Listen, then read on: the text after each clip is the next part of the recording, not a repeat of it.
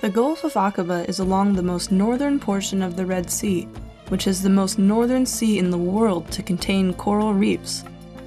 This means that the corals in the Gulf of Aqaba are extremely unique.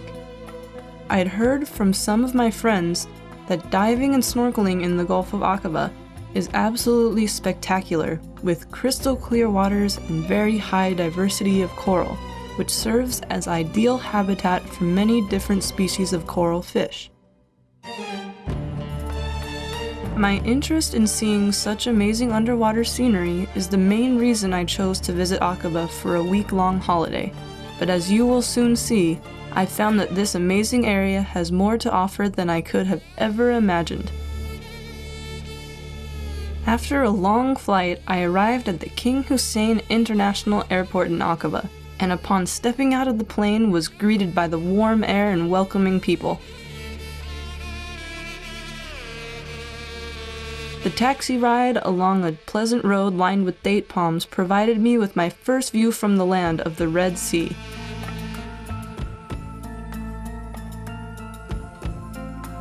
The warm-colored sand continuing down from the rugged mountains until it meets the brilliantly blue sea creates a dramatic contrast in colors that is very pleasing to the eyes, especially since the sun is always shining in Aqaba.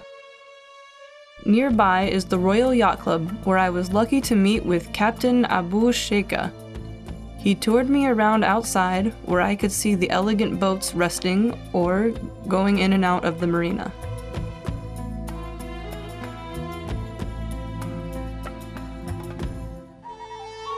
Next, the captain took me on his private boat for a quick excursion on the tranquil water, my first time on the Red Sea.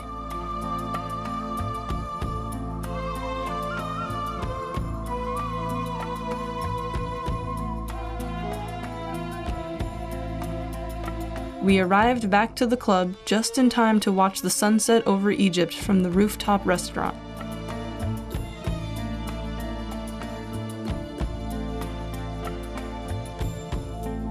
The charm Aqaba gives off at night again puts me in the mood to go out on the town, but it is a reminder of what a unique area of the world in which Aqaba resides.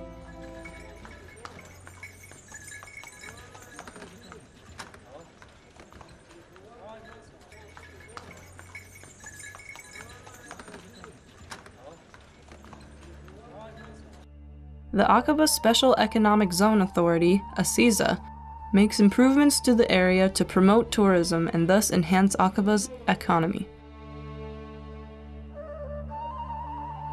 Tourism manager Mona Hawa was helpful in providing me information about site locations and activities in and around Aqaba. She even offered me a free trip on board the Sindbad glass-bottom boat to view the well-known corals without even getting wet. Excitement rose on board as we passed over the much-anticipated coral, which was clearly visible and looked gorgeous through the glass bottom of the boat. The spacious and comfortable boat hosted other friendly tourists from around the world looking to enjoy the wonders of the sea. Once anchored, everyone jumped in for swimming and snorkeling. At one point, I decided to reverse my perspective of looking through the glass bottom of the boat and wave at the people still watching the coral beneath us. The boat captain followed and showed that he must do this regularly. I even discovered a new lazy way of snorkeling. With everyone in happy moods after snorkeling, we proceeded back to town. Along the way, we passed people on jet skis, inner tubes, paddle boats, and enjoying various recreational activities. It was both a lucky surprise and a privilege to see His Royal Highness Prince Faisal taking his boat for a ride. Back at the Royal Yacht Club, we happy tourists climbed off the boat and went our separate ways to enjoy the remainder of our holidays.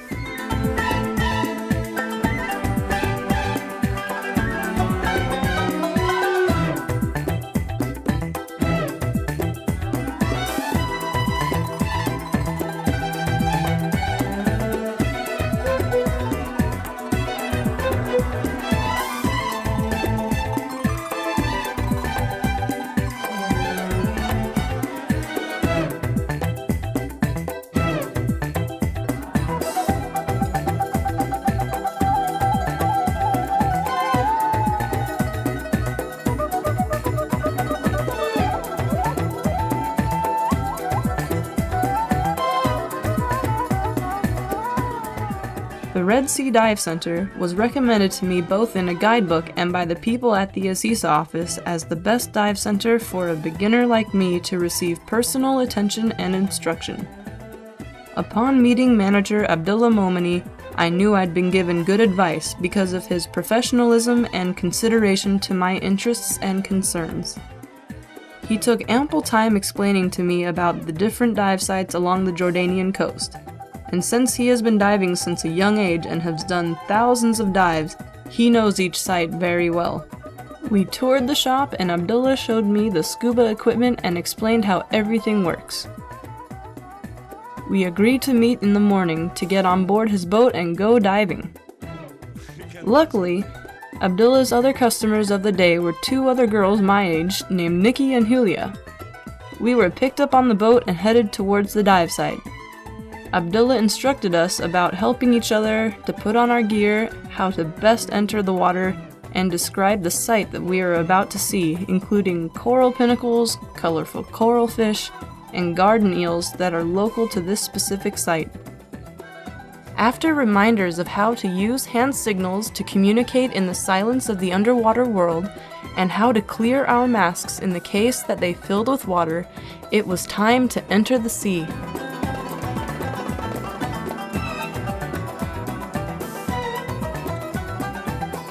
The Gulf of Aqaba is unique in many ways, including that within it are the world's northernmost corals, and the floor of the Gulf of Aqaba drops dramatically to great depths as you swim away from the beach.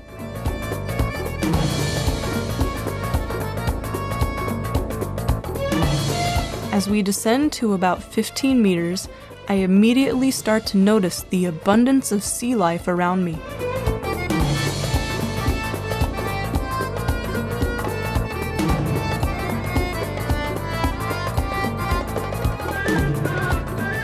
I almost swim straight into a pair of needlefish before seeing their cleverly designed bodies that disguise them in the water so well.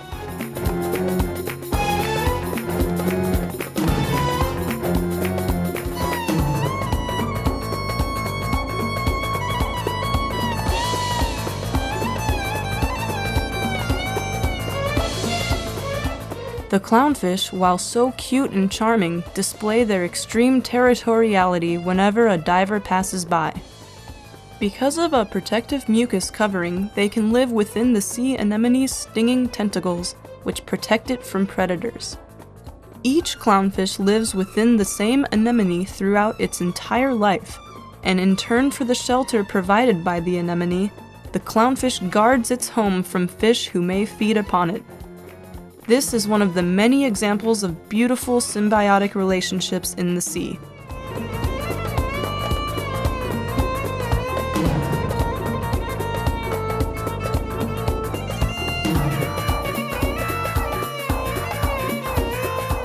My dive buddy Omar and I swim above a field of seagrass, which is a rich habitat for many marine species and a very valuable neighbor of the coral reef. The two ecosystems complement each other, and within the Gulf of Aqaba there are vast areas of each. The garden eels stand tall facing into the current, which brings them plankton and other small pieces of food for nourishment. As divers approach, they lower themselves cautiously into their protective holes. It's important for marine organisms to have such defense mechanisms in their eat or be eaten world.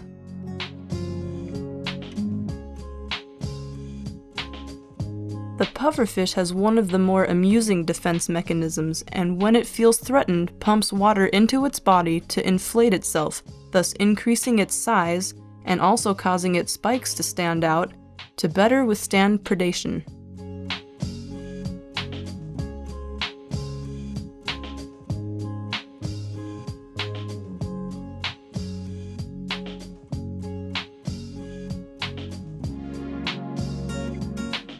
Lionfish are usually seen resting on the side or beneath coral and have venomous spines to protect themselves. They swim very slowly and gracefully, but can move with short bursts of speed to catch smaller fish to eat.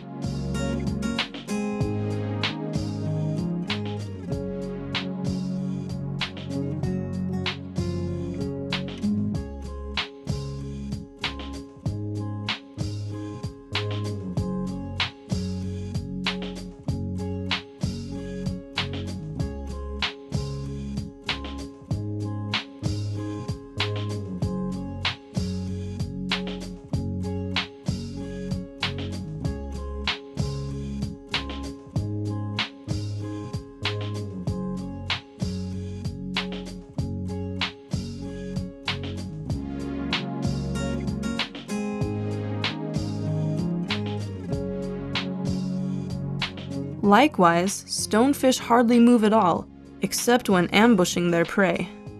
They have a poisonous bite and, true to their name, look like harmless stones. One of the most fascinating things to watch are the schools of chromis fish weaving in and out of the protective branching of Acropora colonies.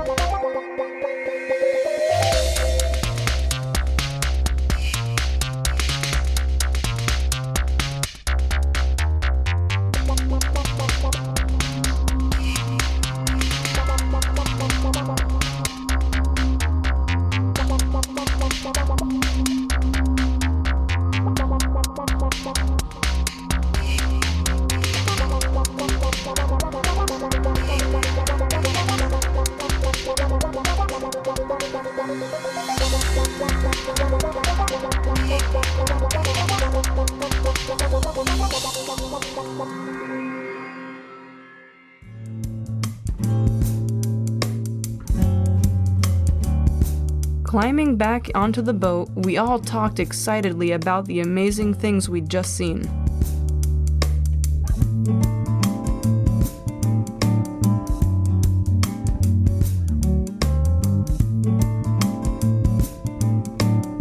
After a relaxing hour-long surface interval, we drove to the second dive site and were able to have yet another wonderful dive.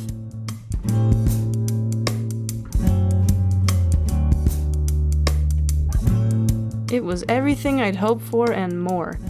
The coral formed stunning underwater gardens, and as Omar and I swam close to a large assemblage of corals, I was shocked at how intricately so many organisms live together in such a magnificently rich habitat.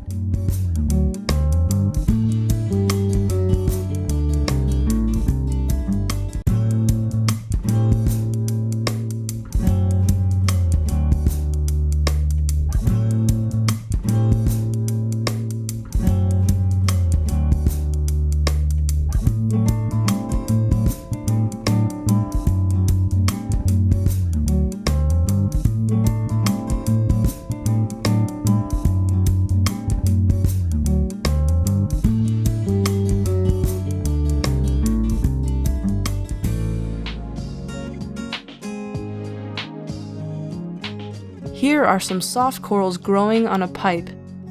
When competing for space on the reef, soft corals easily outcompete hard corals because they have no hard skeletons to slow down their growth rates, and they can also secrete toxins.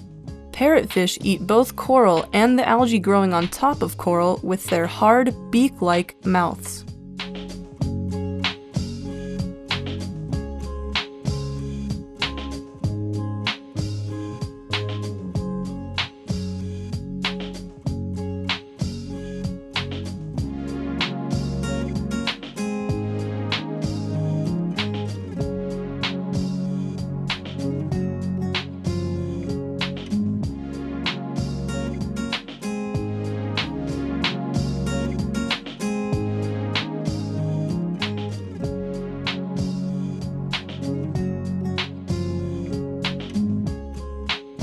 Christmas tree featherworms contract with lightning speed when they detect the presence of potential predators. They spend most of their time filtering water for food with their feathers.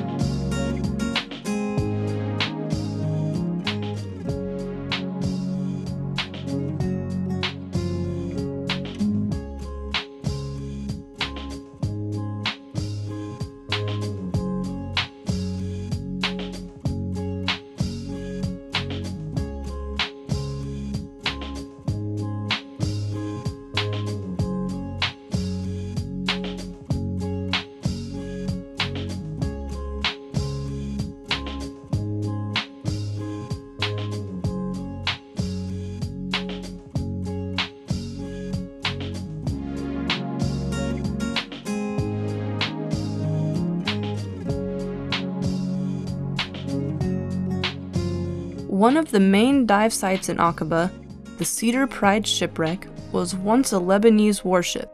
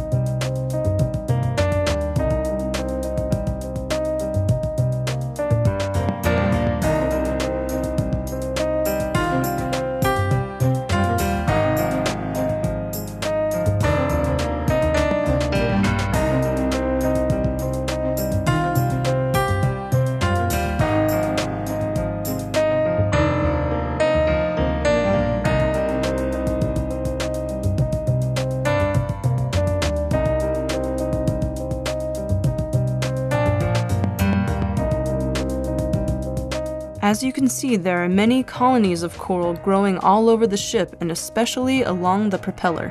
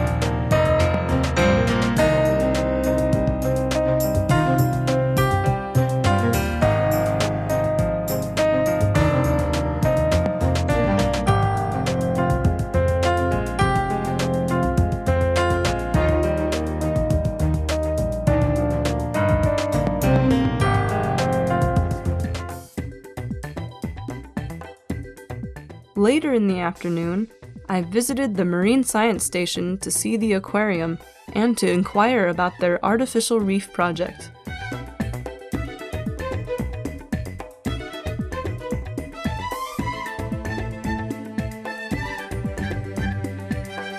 I was able to meet with Dr. Fuad Al-Harani, who told me that coral reefs are threatened in many ways, and that one way to restore the damage is to create artificial reefs to generate more coral.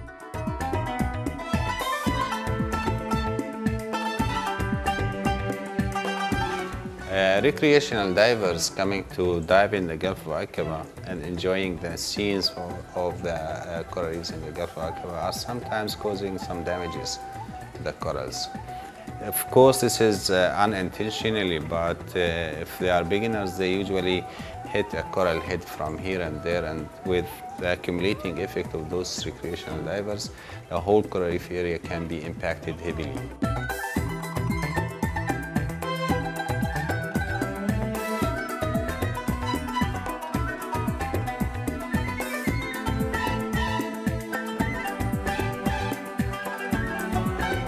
Wow, this aquarium has so many variety of fish and coral. Are all of these from the Gulf of Aqaba, or do you get them imported from all around the world?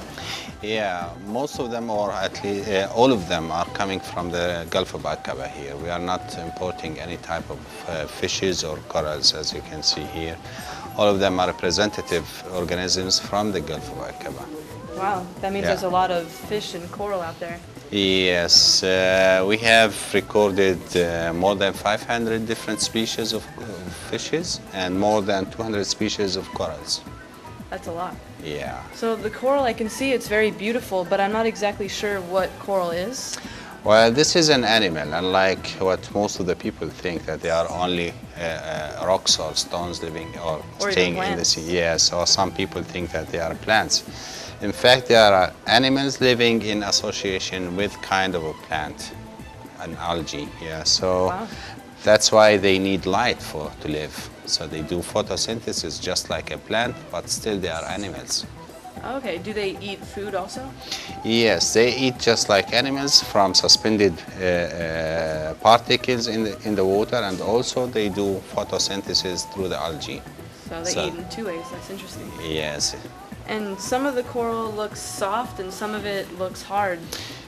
Yes, you are right, because the corals are divided into two major types. One with a skeleton with them, and the other has no skeleton. Oh.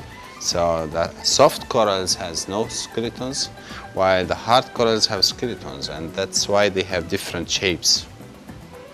Yeah. Very interesting. It's supportive skeleton, like the human skeleton.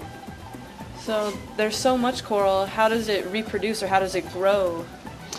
Yeah, the reproduction in corals are of two types. One is sexual, just like any animal, and the other is asexual, meaning without using sexual products of gametes, male and female. Mm-hmm. So the sexual reproduction is happening through production of female gametes and male gametes. When they combine, they form a kind of zygote, which reproduce or grow to form a larva. The larva swims until it settles down, then starts forming the coral, a new coral. Okay. How do the male gametes and the female gametes come into contact with each other? There are two ways. One, either inside the mother colony, or some corals, they expel the male and female gametes outside in the water and they combine outside. Okay. Yeah, the asexual reproduction is happening by fragmentation. We can use this property of the coral to propagate the corals, to produce massive samples of them. Why would you want to propagate corals? Well, the coral reefs are threatened by many endangering factors, like, for instance, increased atmospheric carbon dioxide, the bleaching phenomena that is happening everywhere in the world. Yeah, also, the damaging factors coming from pollution, from physical damages, from throwing your solid waste by tourists into the sea. So all these factors can kill corals. So we need to restore the damaged coral reefs. So one way of doing this is to propagate the corals that are missing from the area. Then after propagating them, we put them first on tubes, plastic tubes, which we then take to a nursery, which is in the sea. There we leave it for some time, few months, until this small piece of the coral grows to enough size, about this size, and then we take it and then plant it into the damaged coral reef areas. Sounds like a great way to recover the reefs. Yes, actually it's very effective, because otherwise we will not have a source of corals in that area. Yeah. So we have to propagate it here and then take it down to the reef. Dr. Fouad was kind to teach me more about coral and its life cycle, and how it relates to the Artificial Reef Project. Also, if an artificial reef can be designed to serve as an appealing dive site for recreational divers, this would help alleviate some of the pressure that high numbers of divers cause to the natural reef by accidentally kicking coral with fins and grabbing coral to regain balance. This is the goal of the work being done in the Coral Lab at the Marine Science Station, which is researching the best way to grow coral using fragments and also natural settlement of coral larvae. The various coral skeletons in the lab show the structure of different branching and massive forms and species.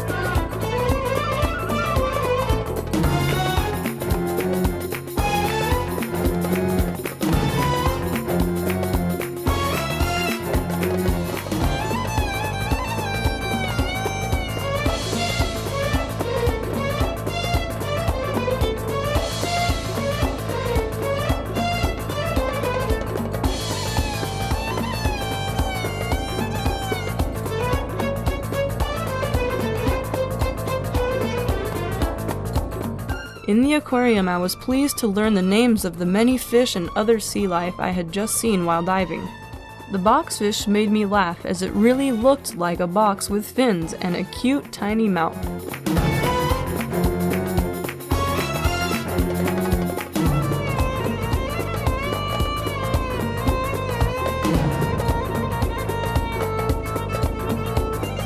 I was fascinated by the frogfish that upon first glance appeared to just be algae covering a rock. I can't resist the urge to play with the sea anemone in the tank, which I'm sure the clownfish who live within did not find amusing.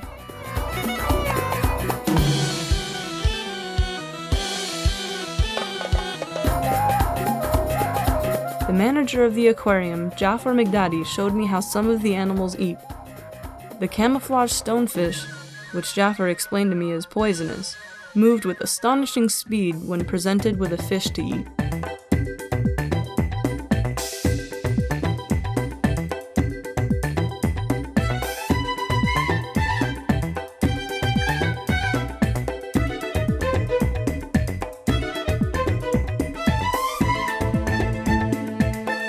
The hermit crab took its time pulling its lunch apart while eating.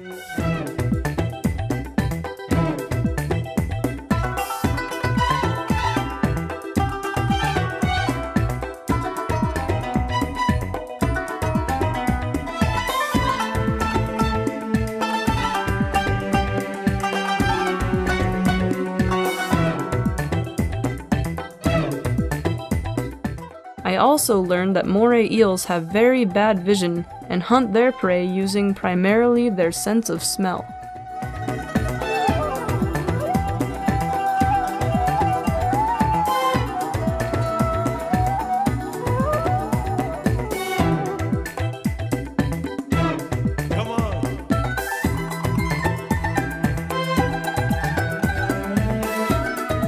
Jafar showed great bravery by holding a sea urchin in his hand and explaining how they have special mouths that feed on the undersides that scrape algae off coral and rocks for feeding.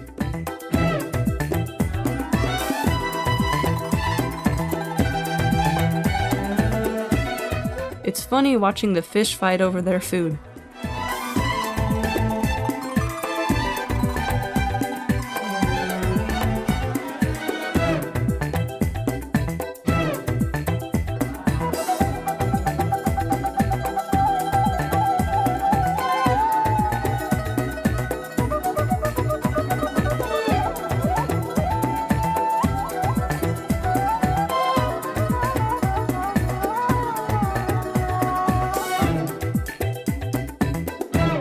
Coral is one of the richest habitats in the world for species biodiversity. Jordan is blessed with its Red Sea treasure, and words cannot express the importance of preserving this gift. I hope everyone in the region realizes the importance and value of the treasure known as coral reefs, and feels a responsibility to protect them from harm.